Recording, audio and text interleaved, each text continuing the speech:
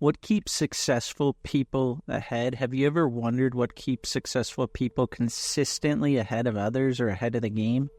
Well, guess what? It's not luck. It's actually a combination of powerful habits, thinking, emotions, resources, skills, network, resilience. So in this audio, I'm going to go over some things that they do so you can uncover the secrets behind their success and how they consistently stay ahead so you can do the same. My name's Alex Morgan, and I help you align your actions, your beliefs, your dreams, and your thinking so that you can achieve success. And success is here, and you might as well be ready for it. One of the easiest ways to be ready for it is to have those habits, that strategic thinking, so that you can stay ahead of so many other people. So what are some ways that successful people do this? Have you ever wondered how they do this? And one of the reasons they do this is because they have a clear vision in their mind. They know where they're headed. They know where they're going. They know why they're going there. And chances are they already know how, and they have the steps laid out. So all that time you're spending thinking and wondering why, what if, how, what am I going to do? Successful people, they've already laid out a plan. They're clear on that. They know what their short-term goals are, their medium-term goals are, their long-term goals. A lot of students that I work with, we tell them to build out their goals for the year. So plan out your next year. Have a goal every single month. Then plan out 10 years of goals. So have a big goal every single year, and a few others if you want. It's good to have 2 or 3 in a year.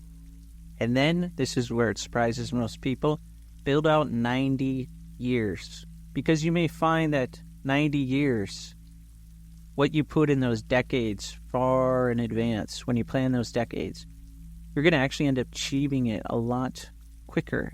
And this has you start to consider things you never considered before. So if you really want to be clear and you really want to stay ahead of what you thought you were capable of, have a clear vision of the future. And then you'll know why you want those things, and you'll have everything planned out. So many things and so many experiences. That's the other thing. We ask students, have 100 things that you want. Have 100 experiences that you want. Do you think people that have all this planned out, do you think that they're going to get that or be more likely to get that than other people? I certainly think so. Another way that people stay ahead of the game is they understand that success, it requires speed. It requires action. A lot of successful people, they don't wait for anything. When they feel like they need to get something done, it's done, or it's already complete. As soon as they have an opportunity, they know who to call. They know someone on their team that can implement this, because they understand that progress is much more important than perfection.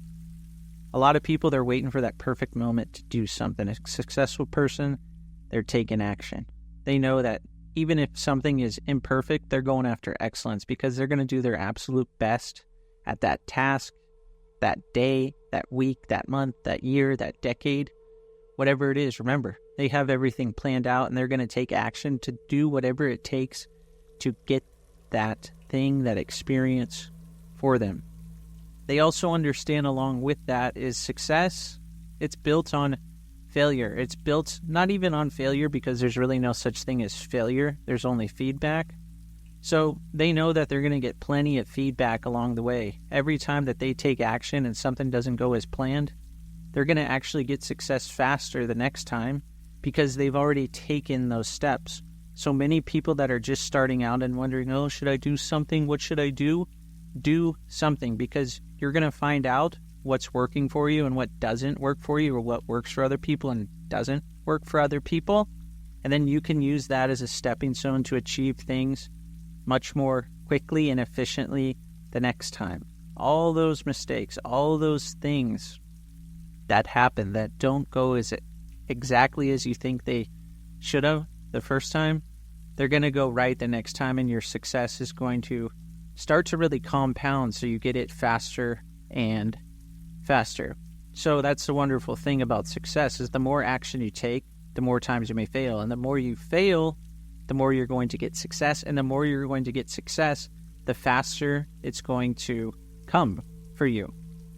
And successful people, they build a strong network. They have people around them who inspire them, who challenge them, who support them, who help them. They have a network that provides opportunities, collaboration, valuable feedback, like I mentioned earlier. They speak to people who have the things that they want, the experiences that they want, the business that they want, the relationships that they want. They make sure that they're spending a lot of their time around people who have what they want. So think about that for yourself. How much time are you spending right now around people who have what you want?